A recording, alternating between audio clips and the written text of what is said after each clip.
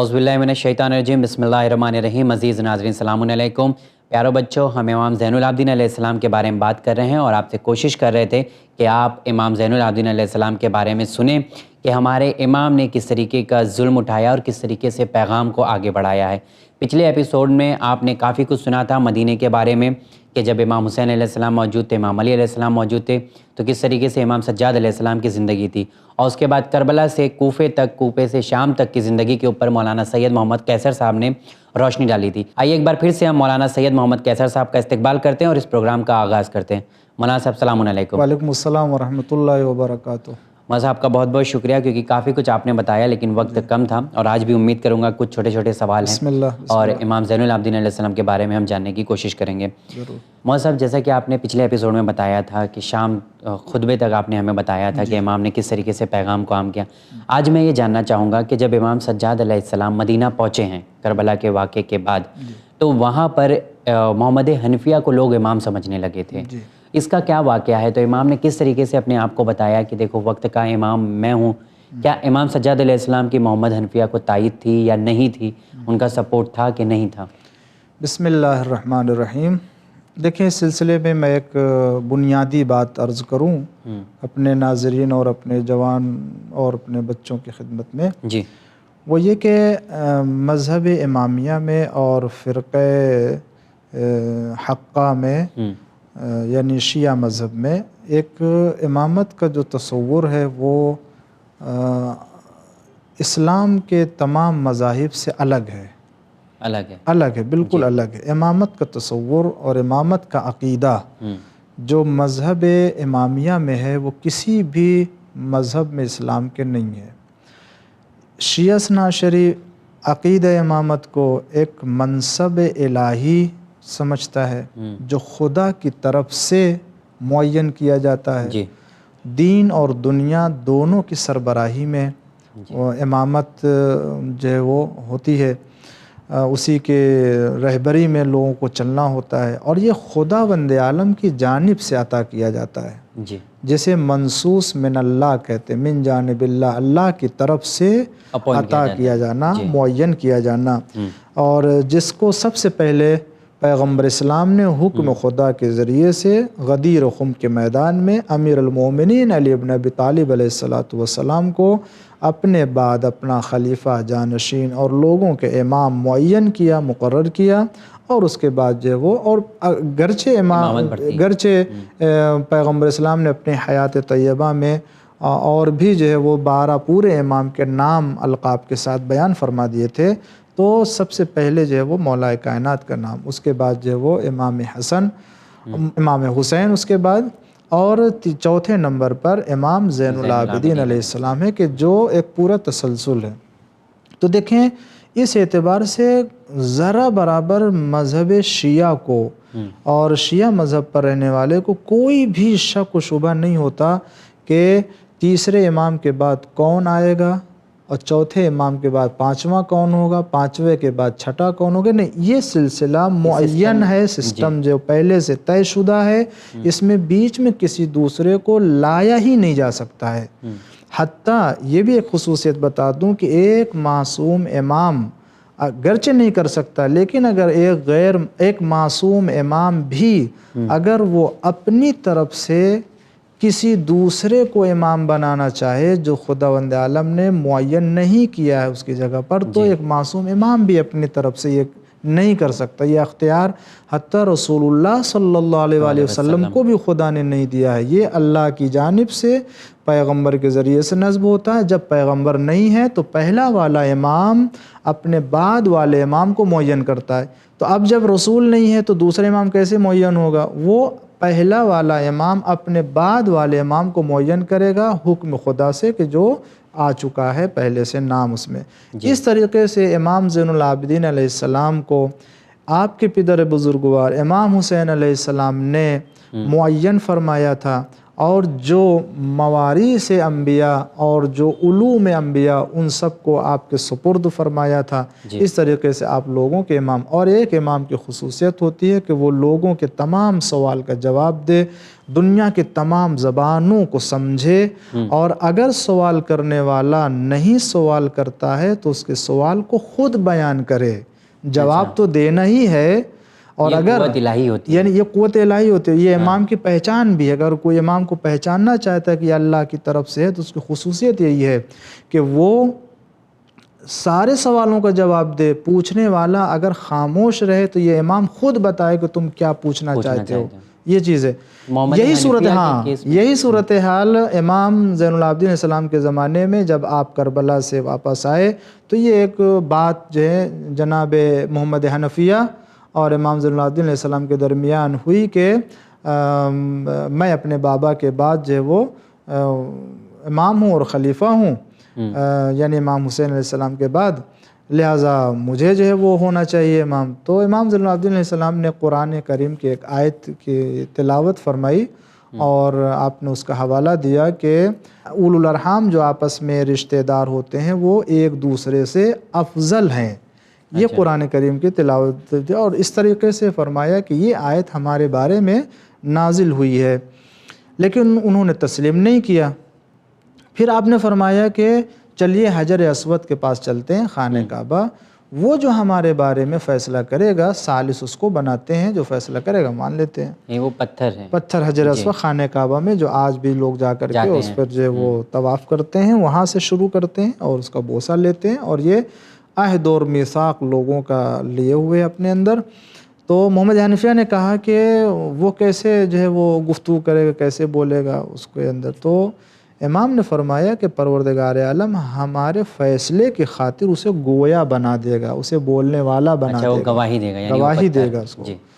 تو کہا اچھی بات ہے, چلیے وہاں پر. وہ گئے, اور جانے کے بعد امام علیہ السلام, لوگ بھی گئے تھے, لوگ بھی, ظاہر سی بات ہے وہاں پر فیصلہ, اتنا بڑا فیصلہ ہونے والا بن گیا تھا. امام یعنی تھے کچھ لوگ تھے کہ جو محمد حنفیہ کو اپنا امام مان رہے تھے, اور کسانیہ فرقہ ایک ہے کہ جو اسی کی طرف جو ہے وہ منسوب, مگر اب اس کا وجود نہیں ہے, کچھ لوگ پائے جا رہے تھے.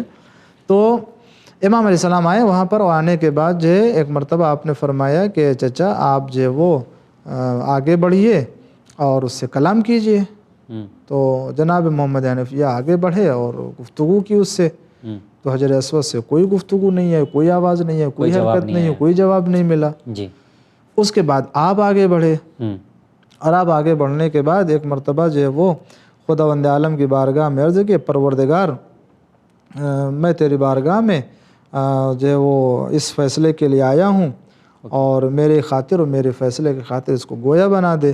اور اس کے بعد حجر اسود کی طرف بھی مخاطب ہوئے آپ کو, اور اس سے عرض کیا کہ خداوند عالم نے جو عہد و میثاق تیرے حوالے کیا ہے لوگوں کے بارے میں, کس نے ادا کیا کس نے نہیں ادا کیا ہے, اس کے بارے میں گواہی دے اور بتا کہ میں کون ہوں, اور اس کے بارے میں فیصلہ. تو روایت کہتی ہے کہ تھوڑی دیر کے بعد اسی وقت جو کیا دیکھا کہ اس کے اندر حرکت پیدا ہوئی, اور حجر اسود جو وہاں پر اپنی جگہ پہ رکھا ہوا تھا وہ حجر اسود تھرانے لگا, کانپنے لگا, اور کانپنے لگا جب تو قریب تھا کہ وہاں سے اٹھ جائے اپنی جگہ سے.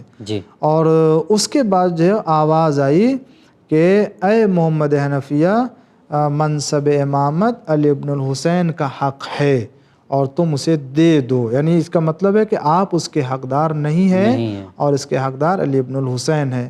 جیسے یہ آواز سنی اور سب نے سنا, ویسے ہی محمد حنفیہ نے تسلیم کر لیا اپنے آپ کو, اور کہا بے شک یہ آپ کا حق ہے, کوئی بغاوت نہیں. یعنی میں اس سلسلے میں ایک بات عرض کروں, شاید ممکن اور بہت ممکن ہے یہ, اور یقیناً یہی بات ہے حقیقت میں, کہ امام زین العابدین علیہ السلام کو جناب محمد حنفیہ اپنا امام مانتے تھے, مگر کچھ لوگ بہک گئے تھے, وہ اپنی جگہ سے جو وہ کہہ لیے اپنے راستے سے بھٹک گئے تھے.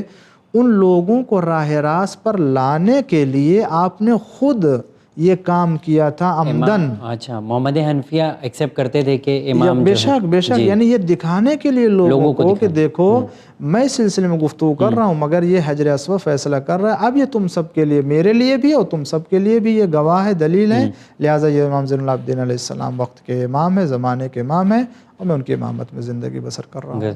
ایسی ایک واقعہ اور ملتا ہے ہمیں، واقعہ حرہ کر کے کچھ ہے، جی سو اس کے بارے میں کیا ہے؟ دیکھیے یہ واقعہ حرہ جو ہے بہت ہی درد انگیز اور بہت ہی عالم اسلام اور تاریخ اسلام میں بہت ہی سیاہ دھبہ کے عنوان سے جانا جاتا ہے.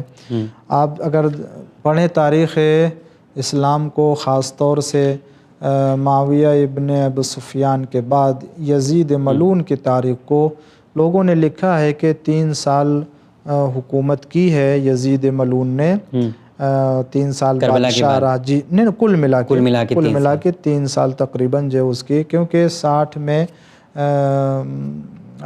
60 میں جو ہے وہ حاکم شام کا انتقال ہوتا ہے، اور اس کے بعد 64 میں جو ہے وہ اس کی ہلاکت ہوتی ہے یزید کی، اور اس درمیان تقریباً جو ہے وہ 3 سال کچھ مہینہ رکھ لیجئے. تو 3 سال میں جو یزید نے بڑے کارنامے یعنی بڑے جو جرائم انجام دیے ہیں وہ تاریخ اسلام میں اس کے برابر کوئی. سب سے پہلے سال اس نے امام حسین علیہ السلام کا قتل کیا، اہل حرم کو اسیر کیا، خاندان بنی ہاشم کو کربلا کی زمین پر 3 دن کا بھوکا پیاسا شہید کیا.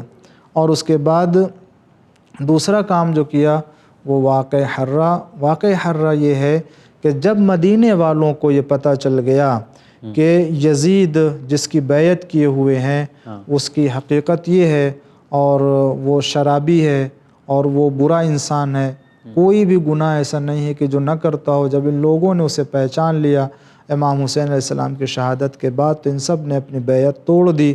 اور جب بغاوت کی، بیعت توڑ دی، تو اس نے بہت ایک لشکر بھیجا مدینہ، اور جس کو ہر طرح کی آزادی دے رکھی تھی. مدینہ آ کر کے کتنے کہتے ہیں کہ تقریباً 700 قاریان قرآن جس میں صحابہ بھی تھے، ان سب کا قتل عام کیا گیا. یزید کی فوج، یزید کی لشکر نے جو بھیجا تھا وہاں، ان سب کا قتل عام کیا. 3 دنوں تک مسجد پیغمبر میں گھوڑے باندھے گئے.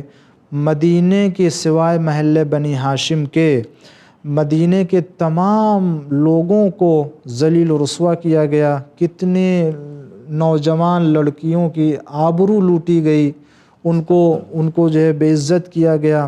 اور اسی طریقے سے حالانکہ ایسے موقع پر امام زین العابدین علیہ السلام مدینے میں ہیں، روایت بتاتی ہے کہ ایسے موقع پر جب حملہ ہوا ہے تو آپ نے خاندان بنی ہاشم میں جتنی عورتیں یا جتنے افراد تھے، تقریباً 400 افراد تھے، ان سب کو آپ نے ایک جگہ جمع کیا، اور جمع کرنے کے بعد ان کی کفالت اور ان کی جو ہے وہ دیکھ بھال آپ فرماتے تھے، اور ان کو جو ہے وہ ہر طرح سے محفوظ رکھا. اور اسی لیے کہا کہ کسی خاتون نے کہا کہ مجھے علی ابن الحسین نے اس مقام پر اس طرح سے حفاظت میں رکھا کہ میں خود اپنے گھر میں سکون سے، آرام سے، راحت سے نہیں رہتی تھی جتنا سکون اور جتنے راحت سے میں اس ماحول میں رہی ہوں. ایسے موقع پر بھی امام زین العابدین علیہ السلام نے ان سب کی حفاظت کی. اسی موقع پر پایا جاتا ہے کہ جب وہ سردار لشکر کو جب بھیجا ہے حملہ کرنے کے لیے، اور اس وقت امام زین العابدین علیہ السلام کو جب اس حاکم نے بلایا اپنے پاس، تو امام علیہ السلام آئے، اور آنے کے بعد جو وہ جب دیکھا تو اس نے تو وہ احترام کے لیے کھڑا ہو گیا. تو جب امام علیہ السلام چلے گئے تو پوچھا کہ تو اتنا ظالم جابر، اتنے لوگوں کا قتل عام کیا مدینے میں آ کر کے، اور وہ جب امام زین العابدین علیہ السلام آئے تو ان کے احترام کے لیے کہا کہ وہ جب میرے سامنے آئے تو ان کا روب اتنا طاری ہوا ہمارے اوپر کہ مجھ سے رہا نہیں گیا، اور میں احترام کے لیے کھڑا ہو گیا.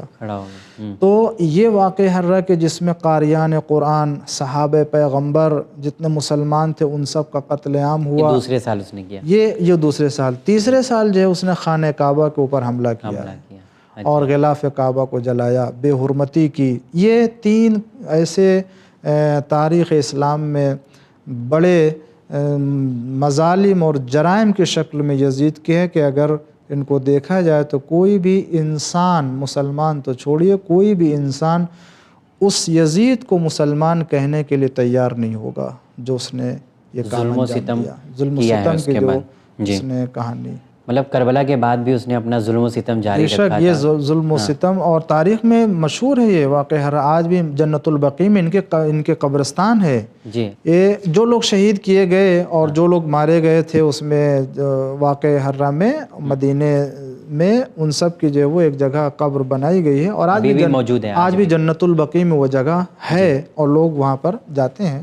اچھا، امام سجاد علیہ السلام کے ساتھ جب اگر ہم دیکھتے تو جو فرزدق کا بھی ذکر آتا ہے، تو فرزدق کا کیا پس منظر تھا امام سجاد کے اس میں؟ جی، بہت ہی اہم تاریخ کی طرف آپ لے کر کے چل رہے ہیں۔ یہ جناب فرزدق جو تھے وہ بہت ہی محب اہل بیت اور شاعر اہل بیت تھے، جی، اور امام زین العابدین علیہ السلام کے زمانے میں تھے، اچھا، اور اس سے امام زین العابدین علیہ السلام آپ کے عہد میں تھے، اور یقیناً جو تھے وہ اہل بیت علیہ السلام کے اور بھی دیگر امام کو بھی یقیناً انہوں نے در کیا ہوگا۔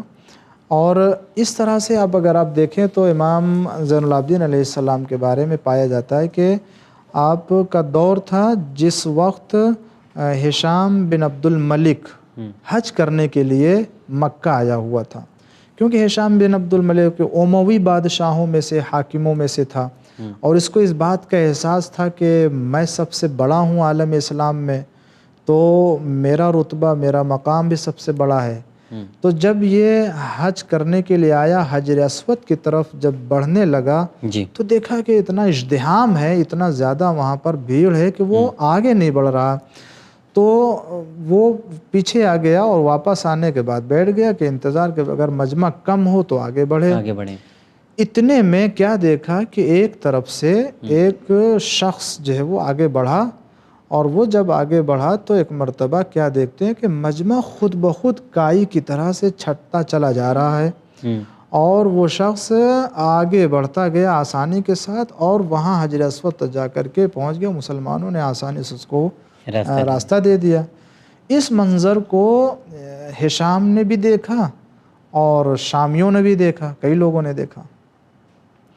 تو ظاہر سی بات ہے کہ اس کے پہلے تو اس نے یہ منظر دیکھ لیا تھا، اور جب یہ منظر دیکھا کہ مجھے راستہ نہیں ملا اور ان کو راستہ مل گیا ہے، تو شامیوں میں سے کسی ایک نے بڑھ کر کے پوچھا، بھائی آپ حاکم ہیں، سب کچھ ہے، تو اس کو تو یہ احساس تھا کہ آخر یہ کون ہے کہ جن کو لوگوں نے اتنی آسانی سے حجر اسود تک جانے کا موقع دے دیا اور راستہ دے دیا، یہ کون ہے؟ تو حاکم شام، یعنی یہ ہشام جانتا تھا، پہچانتا تھا، مگر چونکہ معلوم تھا کہ اگر یہ بتا دوں گا کون ہے تو پھر ان کے دلوں میں ہو سکتا ان کی محبت آ جائے، یہ سب ہم کو چھوڑ کے ادھر چلے جائیں گے۔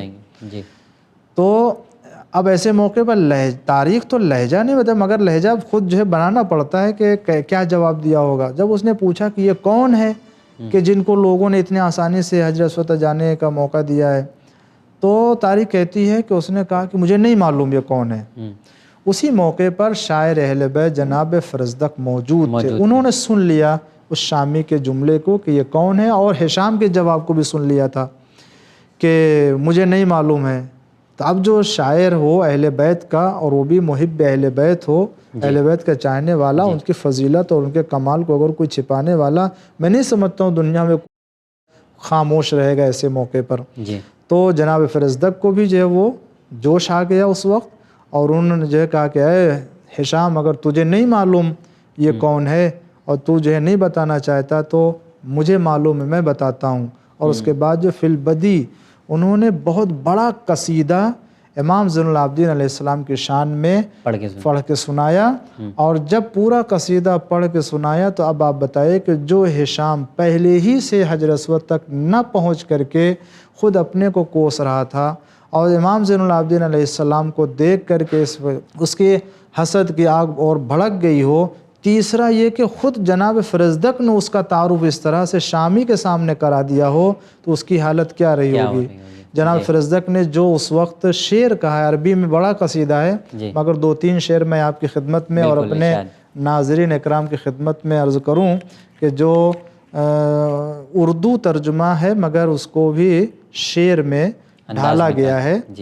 جناب فرزدق کہتے ہیں جس وقت شامی نے پوچھا کہ یہ کون ہے اور ہشام نے کہا کہ مجھے نہیں معلوم، تو ان کا میں بتاتا ہوں، تو جناب فرزدق نے کہا یہ وہ ہے جانتا ہے مکہ جس کے نقش قدم، یہ وہ ہے جانتا ہے مکہ جس کے نقش قدم، خدا کا گھر بھی ہے آگاہ اور حل و حرم، یعنی اس کو حرم کے حل اور نقش قدم جتنے وہ سب پہچانتے ہیں۔ جو بہترین خلائق ہے اس کا ہے فرزند، ہے پاک و زاہد و پاکیزہ و بلند حشم، قریش دیکھتے ہیں جب اسے تو کہتے ہیں بزرگیوں پہ ہوئی اس کی انتہائے کرم، پہنچ گیا ہے یہ عزت کی اس بلندی پر جہاں پہ جا سکے اسلام کے عرب ناجم، یہ چاہتا ہے کہ لے ہاتھوں ہاتھ رکن حتیم جو چومنے حجر الاسود آئے نزد حرم۔ تو اس طریقے سے جناب فرزدق نے تعارف کرایا اور بتایا کہ یہ وہ ہے کہ جس سے سرزمین مکہ پہچانتے ہیں، جسے حل و حرم، حرم کے دروازے جانتے ہیں، جس کو سنگریزے جانتے ہیں، پہچانتے ہیں، یہ وہ ہے کہ اگر آگے بڑھیں تو خود حجر اسود چاہتا ہے کہ ان کے نقش پاک کو جو ہے بوسہ لے لے، تو کیا ہے جس سے کہہ رہا ہے کہ میں نہیں پہچانتا، تعارف کا محتاج نہیں ہے کسی کے۔ بے شک یہ وہ لوگ ہیں کہ جن کے سلسلے میں یقیناً سنگریزے، پتھر، درخت یہ سب گواہی دینے والے ہیں، تو حجر اسود تو یقیناً ان کے بارے میں۔ چلیے ماشاءاللہ، بہت خوب، آپ نے کافی اچھے طریقے سے ہمیں کافی کچھ بتایا۔ لیکن امام سجاد علیہ السلام کو امام زین العابدین بھی کہا جاتا ہے اور بہت عام ہے، ہم بچے لوگ زیادہ تر زین العابدین علیہ السلام کے نام سے جانتے ہیں۔ میں یہ جاننا چاہوں گا کہ امام کے بارے میں ایک چیز اور ملتی ہے کہ بہت عبادت کرتے تھے، جیسا آپ نے پہلے ایپیسوڈ میں بتایا، لیکن یہ ہر پیڑ کے نیچے بھی جا کر عبادت کیا کرتے تھے۔ اس دوران کیسے ممکن تھا، کتنا کرتے تھے عبادت امام زین العابدین علیہ السلام؟ صحیح ہے، بے شک اس سلسلے میں پایا جاتا ہے اور ہے بھی، حقیقت ہے۔ امام زین العابدین علیہ السلام شب و روز میں روایت بتاتی ہے کہ امام سجاد علیہ السلام شب و روز میں 1000 رکعت نماز پڑھ لیتے تھے، 1000 رکعت روز، شب و روز میں، دن و رات ملا کے امام علیہ السلام 1000 رکعت نماز پڑھتے تھے۔ اور روایت میں جو آپ نے کہا کہ ہر درخت کے پاس جو ہے وہ نماز، آپ کے پاس باغ میں 500 کھجور کے درخت تھے، 500، اور ہر درخت کے پاس 2 رکعت نماز ادا فرماتے تھے، ہر درخت کے پاس 2 رکعت نماز۔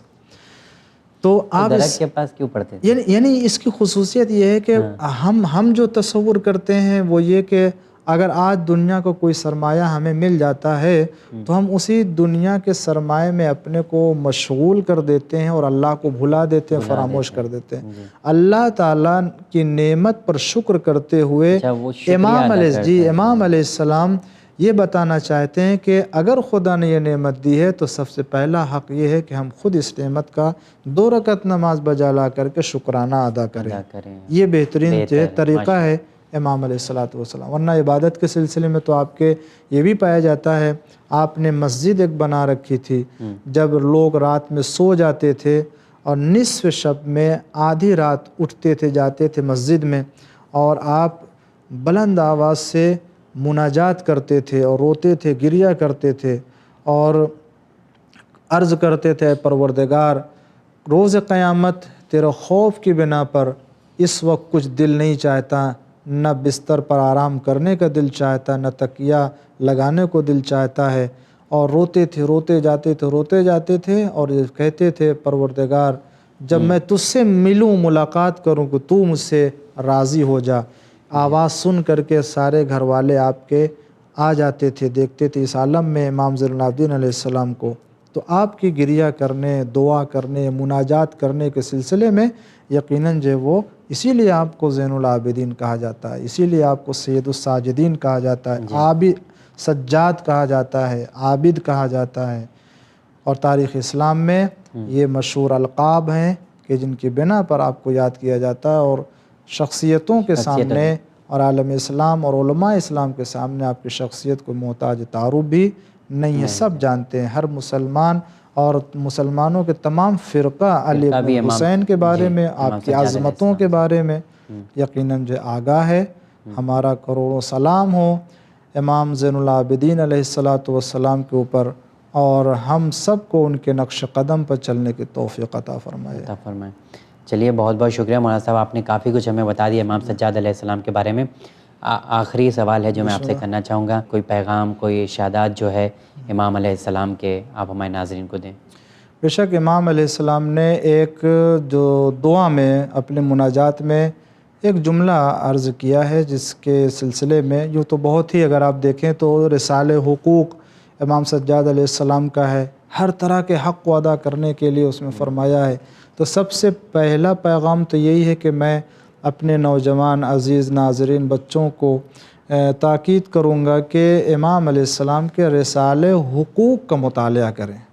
جی، رسالہ حقوق جو بہت ہی مفصل جو ہے وہ حقوق کے اوپر مشتمل کتاب ہے، جس میں امام نے ہر ایک ماں باپ کا حق، پڑوسی کا حق، استاد کا حق، معلم کا حق، رشتہ داروں کا حق، اذان دینے والے کا حق، نیکی کرنے والے کا حق اور احسان کرنے والے کا، ہر ایک کا حق جو ہے وہ اس میں بیان کیا گیا ہے۔ اس کا مطالعہ کریں۔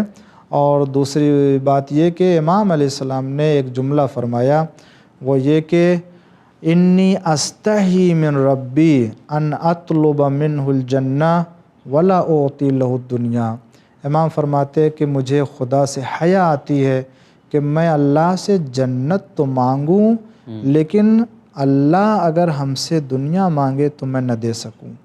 لہٰذا اگر ہم اللہ سے جنت مانگتے ہیں اور ہم چاہتے ہیں جنت جائیں، تو پھر ہمارا بھی فریضہ ہے کہ جو خدا مطالبہ ہم سے کر رہا ہے ہم اس کو پورا کریں۔